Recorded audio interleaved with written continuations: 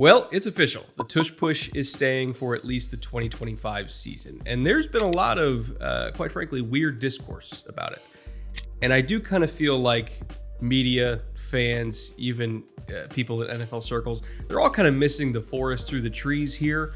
The reason why there's such a controversy over this play, to me, is not because of injury rates, or rather lack of injury rates.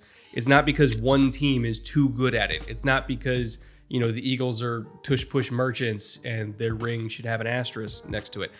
None of that, I think, is the core of the issue.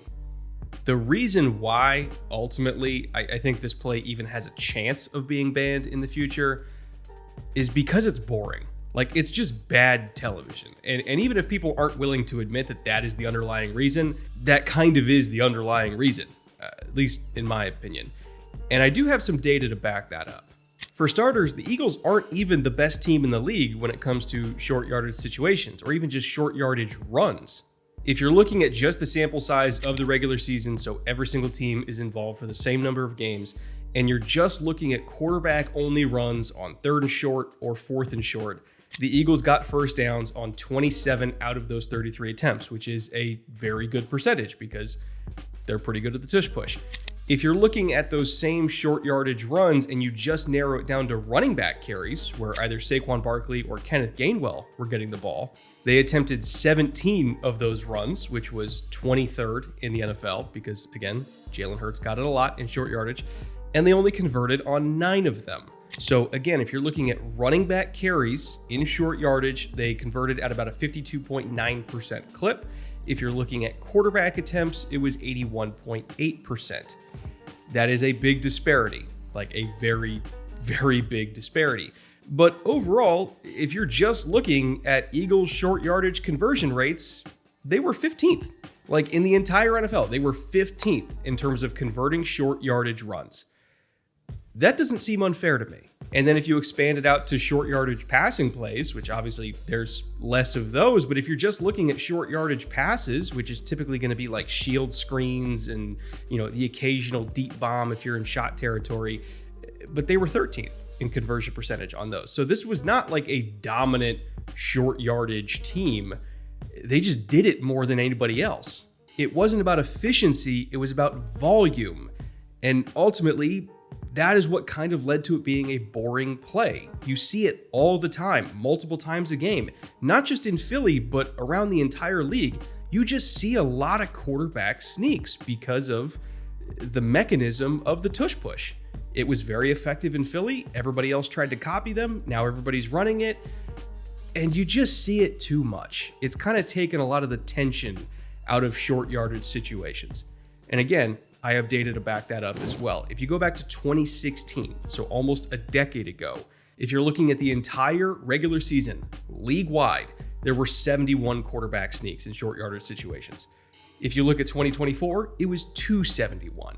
It has progressively gotten more and more and more with each passing season because offensive coaches realize the efficiency of the play. And even if you're just looking at the spike over the last 4 seasons from 2020 to 21, 22, 23, and 24, it went from 166 in 2020 to 240 in 1 year.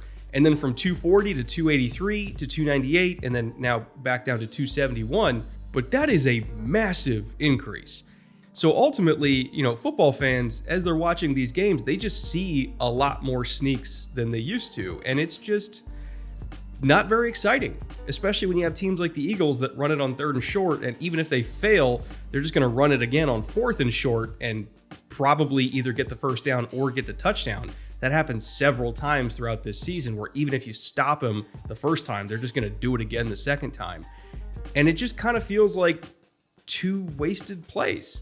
And I don't mean wasted in the sense that the Eagles aren't getting anything out of it. Like, obviously they are. They're getting first downs. They're getting points.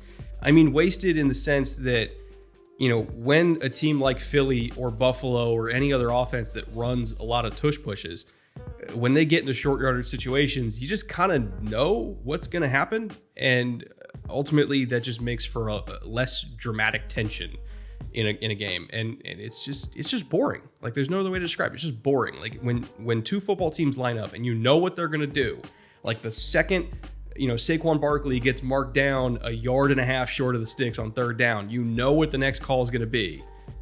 Is that good for the television product? Not really. So again, it's not going to be banned ultimately because it's unfair. It's not unfair. It's not going to be banned because of injuries, because we don't really have data to support that people get hurt on it frequently. It's going to be banned because it's bad for TV. And if not now, potentially next year or the year after that, because I don't think teams are going to suddenly stop calling quarterback sneaks. The data has shown they're just going to call it more and more. I would love to hear you guys' feedback in the comments and your own takes on this situation. But to me, ultimately, the NFL is an entertainment product, and so the league is going to prioritize entertainment.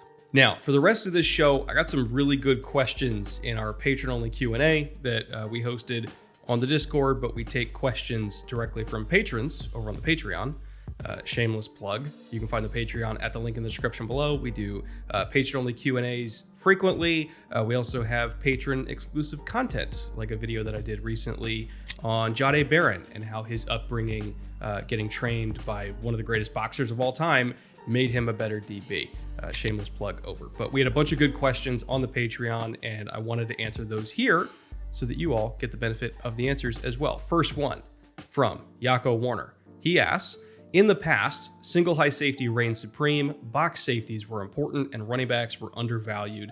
There is a rise in the percentage of two high shells, and running backs are starting to become more important.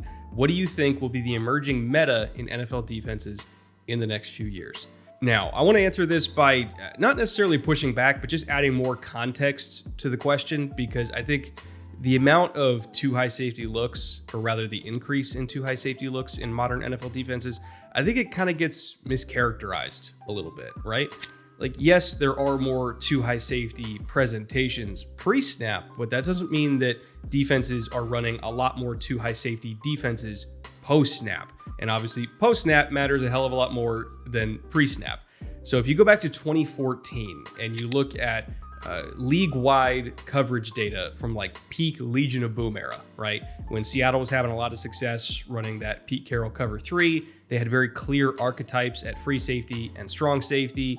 You know, you had Bobby Wagner there. You had like a ferocious pass rushing defensive line. So they didn't blitz a whole lot. They just played as much cover 3 as humanly possible, and they were really good at it. You know, obviously Richard Sherman there too. I don't want to forget to mention Richard Sherman. But if you're looking league-wide, cover 3 was the most common coverage, as you would expect it to be. It was run about 34.9% of the time on average among all NFL teams. As far as pre-snap presentation versus post-snap, like what you're showing versus what you're actually in, 66.9% of those cover 3 looks were shown pre-snap, and it was still cover 3 post-snap. Now, fast forward to 2024, where the meta has shifted to still running cover 3, but just doing it in a different way. And overall cover 3 usage is fairly similar. It's 33.8% league-wide, which is just slightly down from 34.9% a decade ago. So it's down like basically 1%, right? It's not a whole lot. But if you're looking at the difference in terms of pre-snap presentation versus what you're in post-snap, only 56.7% of those cover 3 snaps showed cover 3 and stayed in cover 3, which means there is a wild uptick in teams like showing quarters pre-snap and then having one of those safeties roll down into being a hook defender or a curl flat defender, and having the other one go back and playing in the post. And that's kind of the value of showing 2 high and then getting into 1 high, is it's less defined. You're not sure which safety is going deep and which safety is coming down. Whereas in, you know, the 2010s cover 3 era, you knew Earl Thomas was going to be deep, and you knew Cam Chancellor was not going to be deep the vast majority of the time. Like you knew where he was going to be. You knew where everybody was going to be. Everybody had a very defined, easy to understand role. And the Legion of Boom was good at it because they just had amazing players that never really made mental mistakes, and they were all incredibly talented, and they just beat you by being better than you. But modern NFL defenses opt for a more deceptive approach. So as for what I think, you know, the NFL meta is going to be defensively over the next few years, I think they're just going to lean into that even more. I think you're going to see even more 2 high safety presentations pre-snap, but still probably roughly the same cover 3 usage post snap. It's just they're going to get into cover 3 in more and more fun ways after the ball is snapped. And it's all about, just kind of keeping your cards close to your chest, not letting the quarterback know what you're going to do. The more guessing games you can cause an offense to have, the more effective you're going to be as a defense. And ultimately, I just think we're going to keep seeing defenses do that more and more and more. So excellent question. Thank you for that, Yako. Next up, we have Hunter Reynolds. Hunter's been around the channel for a long, long time at this point. So thank you for still sticking with me here. He asks, how good is the 2026 quarterback class in your way too early, not enough film watched evaluation? I will say right off the bat, they're better than last year. It's not 2024 levels of talent, at least depth of talent at the top of the 2024 class, which was Caleb and Jaden and Drake and Bo and Penix and JJ McCarthy. Very few quarterback classes ever, I think, could touch that kind of depth at the top of a class, but it's definitely better than 2025, where it was basically just Cam Ward, and that was about it as far as guys that you feel good starting as rookies. So it's better, but there are some quarterbacks that I do have legitimate questions about at the top of this class, and we'll just kind of have to see if they can answer those questions as this season goes on. I'll start with Cade Klubnik, who is once again running that Clemson offense. They're one of the early title favorites. I saw him throw live and in person last summer, like this time last year, at Elite 11. He was one of the Elite 11 counselors. And, all the high school kids, it's all like 3 to 5 stars. Some of them are 5 stars that probably should have been 3 stars, and some of them are 3 stars that probably should have been 5 stars. The whole star system is kind of bullshit, not gonna lie. But anyway, top high school quarterbacks were throwing that week, and then Cade also went through a live throwing session, which was essentially a pro day. And I'll be honest, there was a lot of high school kids on the field that I thought had more gas in their arm than Cade Klubnik did. And that's no disrespect to Klubnik. I just think he doesn't necessarily win with physical talent. I think he wins with experience and accuracy and, pocket management and all the stuff that you would hope for from an experienced college quarterback. But I wonder if he has the juice in his arm to be like a top flight NFL starter. Like, I think he could be an NFL starter, but are you taking Cade Klubnik to go to war against like the top end NFL quarterbacks that are all freaks of nature? I'm not sure I'm there yet with him. Now, there is a history of some quote unquote undergunned college quarterbacks, retooling their mechanics and in one offseason adding like 10 miles per hour to their ball. Like, that's what happened with Brock Purdy when he was coming out of Iowa State, tore down and rebuilt his mechanics. And from the time I saw him at Shrine Bowl that year to like 6 months, 7 months later, seeing him at Niners training camp, he looked like a totally different quarterback. So it's possible that Klubnik will completely rebuild himself over the next 12 months. I'm not saying it's impossible, but based on the information that I have now, watching him throw live and in person, he's okay, right? He's okay. Meanwhile, Drew Aller, who I also saw throw live last season because I was on the sidelines at the Penn State USC game. I was doing sideline photography.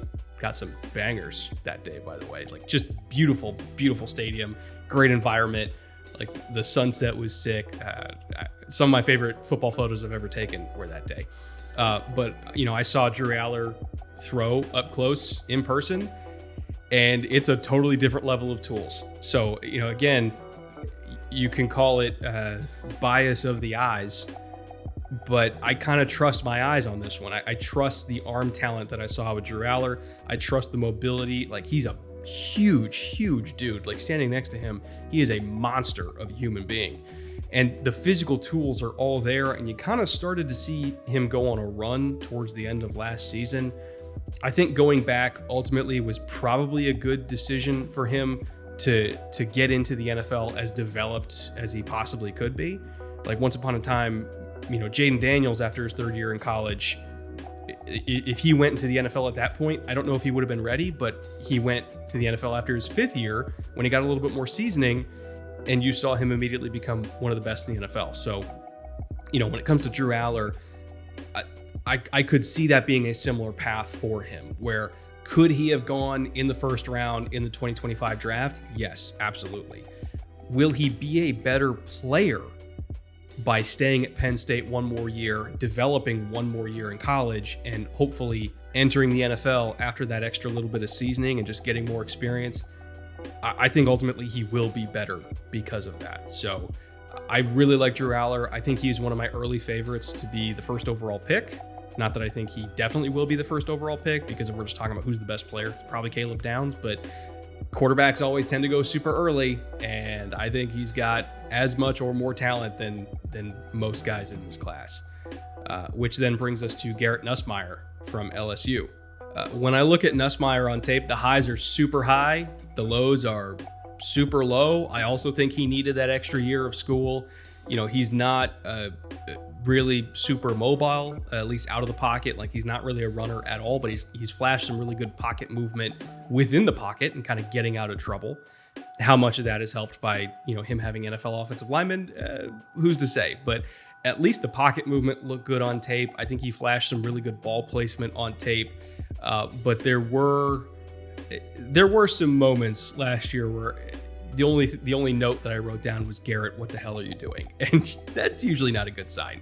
So I think with a strong 2025, he also could very easily go top 5 in this class, but he definitely needed to come back to LSU for one more year. I just think he was too inconsistent. But consistency is something that tends to get ironed out over time the more time you spend in college. The same thing happened with Bo Nix. The same thing happened with Michael Penix, with Jaden Daniels. Like, I think college, at least now these days, the 3rd through the 5th year in college is where quarterbacks really, really develop. And I think it's easier to develop at that level in college than trying to develop in the NFL 4 years out of high school, getting chased around by Myles Garrett. Like, so for me, if I had the option, I would do exactly what Nussmeier did, and I would go back for another year. So it's good that he did. Lenoris Sellers, he's another one I have my eye on. If we're talking about just pure talent, like physical tools, he's got even more than Drew Aller. Like, he's a freak of nature, but he is young, like really, really young. He's 19 years old. He doesn't turn 20 until like late June. So he's almost 20 years old, which means if he came out after this season, he would be a 20-year-old, likely first-round pick at quarterback. And the reason why he would likely be a first-round pick is because he is a freak athletically. He's 6'3", 240. He moves extremely well. He's got a great arm. Like, he pulls some Houdini shit, both inside and outside of the pocket, that I can't even explain how he does it.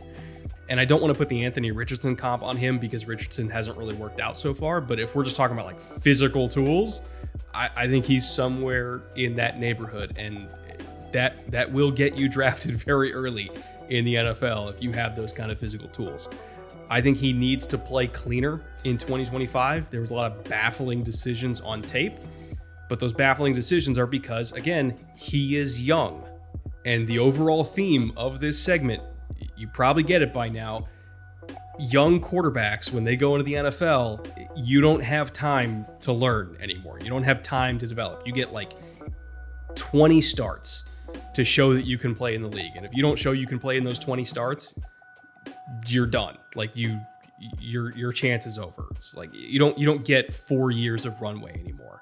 Coaches get fired too quickly these days to give you 4 years of runway. So ultimately, Lenoris Sellers probably should go back for another year after this one to make sure he is like ready for the NFL, because you might only get your one shot, like your year and a half of starts to prove you can do it. And if you're not ready for that year and a half shot, you might not get another one for years and years and years, like Geno Smith. So, you know, we'll see how he plays in 2025. I'm rooting for him. Super talented kid, but I also wouldn't be surprised if he's not even in this quarterback class. And then finally, we got to talk about Sam Levitt from ASU. My God, he is fun. He is a lot smaller than a lot of the quarterbacks that we've talked about so far. He's about 6'1", 200 pounds. So You figure with college roster inflation, he might be like 6'1.5", 190, which is not super big. It's not the smallest guy that we've seen get drafted high in recent years, but it's also not super big. I think ultimately that will be the biggest question he has to answer.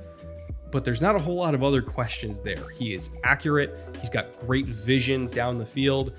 He's fast. I think he's got good pocket skills when he's in the pocket too. Like, that mobility isn't just for escaping. It's also about for, manipulating his way through protections and putting his offensive linemen at the most advantageous possible position to hold their blocks. Some quarterbacks, I think, make their offensive lines jobs harder. I think he makes his line's job easier. And just really, again, the only complaint I really have about him is size. He's just not very big, but he does have the it factor. And for me, that it factor goes a long way in the eval. And speaking of the it factor, by the way, this is the greatest transition to an ad read I've ever done. I want to thank Factor for making this video possible in the first place. If you don't know who Factor is already, by the way, they ship fresh, never frozen, dietitian approved meals right to your doorstep. All the meals can be heated up in the microwave in just 2 minutes. They taste great. There's a ton of variety, so you never get bored either. There's over 35 different meal options per week with more than 60 add-on options, including breakfast or on-the-go lunches or snacks and even beverages. They have keto options, calorie smart, vegan and veggie, and more. Whatever kind of food you like to eat, they have. Factor takes some of those stresses of grocery shopping and meal prepping literally and figuratively off your plate. So if you're interested in getting meals that can be made fast, eaten conveniently, and still be tasty, all delivered right to your door, I encourage you to check out Factor. And if you go to factor75.com, use promo code 50FilmRoom, that will get you 50% off and free shipping on your first Factor box. Again, that is factor75.com, promo code 50FilmRoom, all one word. That'll get you 50% off and free shipping on your first Factor box. Thank you once again to Factor for sponsoring today's show. And with that, let's get back to it. All right, we're back. Next question comes from Noah Banga, again, over on the Patreon. He asked, who are some quarterbacks who have struggled earlier in their career or coming off a few down years that you think could truly vault themselves into being a top 10 guy this year?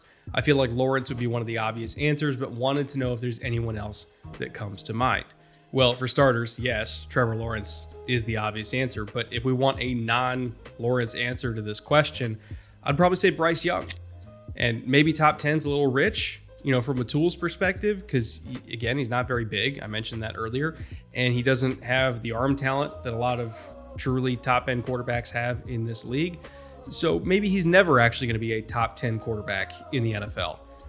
But that doesn't mean that he can't be a good quarterback in the NFL. It doesn't mean he can't be at least a solid starter. And I think we saw that in the back half of last year. And, a lot of what made Bryce good at the college level, when he was at Bama, was all stuff that wasn't really about physical talent, right? It was about spatial awareness. It was about vision, being able to throw, with touch, timing, and anticipation, being able to work really dangerous areas of the field, i.e. the intermediate middle, which a lot of quarterbacks that have a ton of tools don't really do successfully because they don't have touch or timing or anticipation or any spatial awareness whatsoever. He was really good at managing the pocket. He was good at getting out of bad sacks. And he did a lot of the subtle things really, really well because he had to. He couldn't do a lot of the flashy things really well. He just didn't have the physical tools to do it. And I think you saw that Bama Bryce version come out in the last, 8 to 10 games of the season, whenever it was that he finally got back on the field. I mean, he took Kansas City to the wire. Like, you don't do that while being a terrible quarterback, at least not often, right? But it wasn't just the Kansas City game. It was every game, like week after week after week. He showed improvement, like consistent improvement. And in a lot of ways, the Panthers, even though they lost a ton of games, like they were punching above their weight against some really, really good teams. So I think Bryce Young has a shot at being a really solid starter just based on that. And I think it really comes down to, can he continue to do those subtle things at a really high level to make up for the fact that he's never really going to be able to do the flashy things. Also, the fact that they drafted Tedero McMillan, I think, is going to serve him well too, because McMillan, similarly, not like the most overwhelming physical talent, but McMillan won by doing the little things really well. He's exceptional at reading zone coverages and finding space. And I think if you have a receiver that's really good at finding space and is super consistent at catching the ball in traffic, and he's catching passes from a quarterback who's also really good at manipulating space and throwing catchable balls in traffic, that's just kind of a match made in heaven. So I wouldn't be surprised if Young and McMillan becomes a really effective combination early on, because their skill sets mesh together really, really well. Last question of the evening comes from Charlie Harris, again, over on the Patreon. He asks, or it might be she asks, Charlie could go either way. Let's just say Charlie asks, who are the biggest risers and fallers this year as far as teams go? For me, at least, and again, this is just my opinion, the risers are very easy calls, and that's the Patriots, Giants, and Bears. I think the Patriots had an exceptional offseason, and they should at least be average, right? They got the quarterback last year. They got the coach this year. They improved their offensive line. They improved their weapons. Like, this team, maybe not fighting for a wild card, but this team shouldn't be eliminated by Christmas, which I think is a welcome change of pace for Patriots fans, like, who are used to being out of it by like Halloween, if we're being real. I think, you're going to be celebrating the holidays with your family, and the Patriots are still going to be in this thing. That's good. That's a riser in my book. Bears, same thing, but just like one tier above that. I think they will be a wild card team. I think a lot of what was holding this team back was coaching, not players.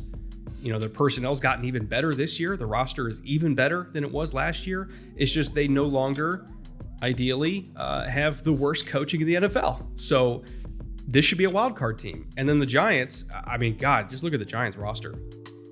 Again, I'm not saying there's no holes. The offense still could use some work, but defensively, this team is incredible. This should be a top 5 defense in the NFL. And I do think they are going to lose a lot of games this year. So when I say average, it's not really average in win-loss record for them. It's more so average in the sense that they are just going to be hell to play. And nobody's really going to want to play them. Even if they come out with like a close win, you're going to hurt, man. This team is just going to beat the shit out of you.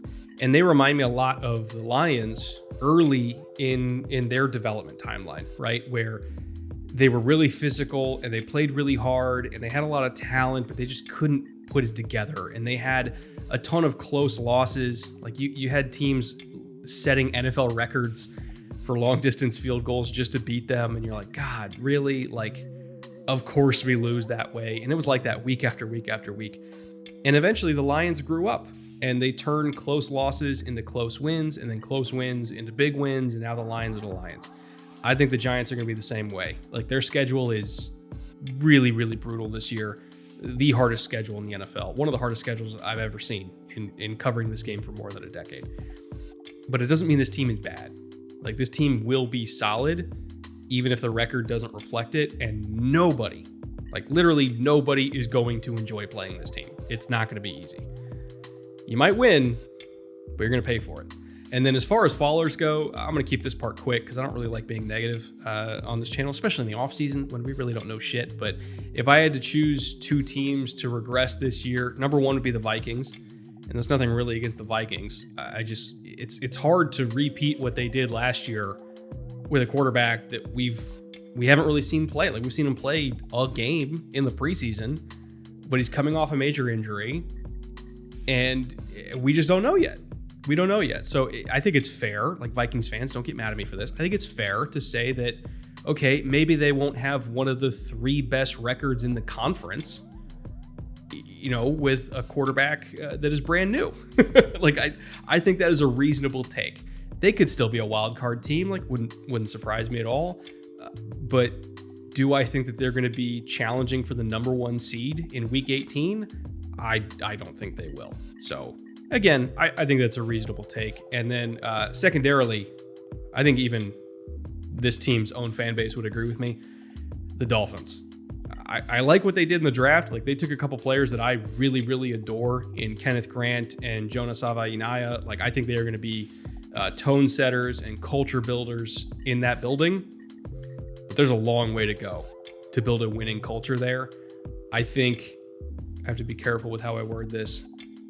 I think there needs to be some addition by subtraction before this roster can get to the heights that it should on paper, to say that as diplomatically as possible. I think there needs to be some changes. I wish those changes were already made. They haven't been, and I think we are going to see the effects of that play out on the field. Again, this roster is better than what I think their record will be, but I think their record will be what their record will be because of the anchor that is pulling this franchise down from within. And as soon as they cut the anchor, they'll be fine, but they haven't cut the anchor yet. And if I was a Dolphins fan, I would be very, very worried about that. And I'll leave it at that. I'll let you guys put two and two together. But with that being said, I want to thank everybody for asking questions today. You guys know I love doing these Q&A type episodes. And if you yourself want to ask a question, by the way, you can head on over to the Patreon. We have our next patron-only Q&A coming up in a couple weeks, so the call for questions will be going out fairly soon.